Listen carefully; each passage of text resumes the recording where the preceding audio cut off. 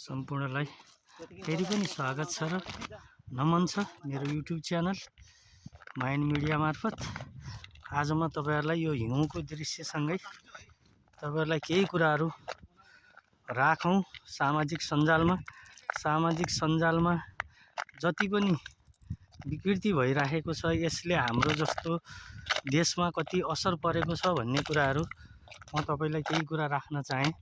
जस्तो कि सबैजना अहिले अब सामाजिक सञ्जाल टिकटक, युट्युब, अब इन्स्टा जस्ता धेरै एपहरुबाट हामीहरू खाली मोबाइलमा मात्रै भुल्ने अवस्था भयो सबैजनाले।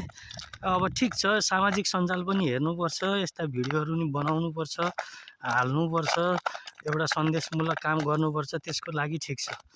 तर हामीले युट्युब र अब यस्तो टिकटकहरुमा मात्रै भुलेर हामी व्यवसाय र उद्यमशीलताको लागि के गर्ने त? हामीले आखिर सधैँ यसले मात्रै त नचल्ला।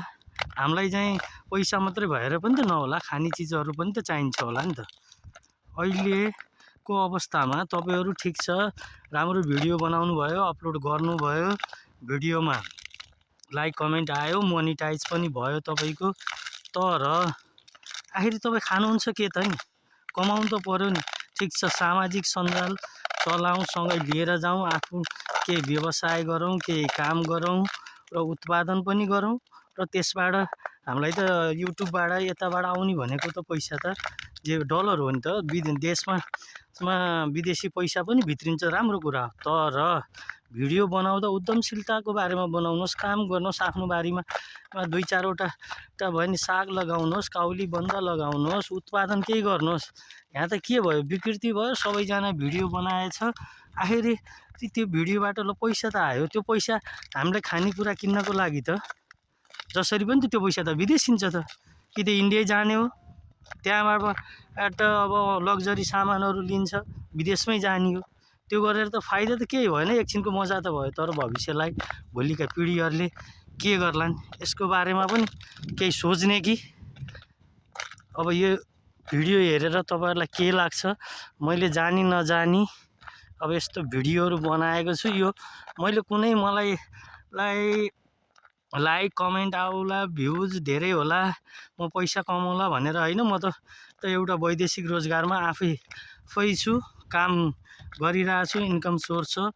तर यो विकृतिबाट हामी पनि निस्कनु पर्छ है, हाम्रो जस्तो देशका नागरिकहरू निस्किनु पर्छ।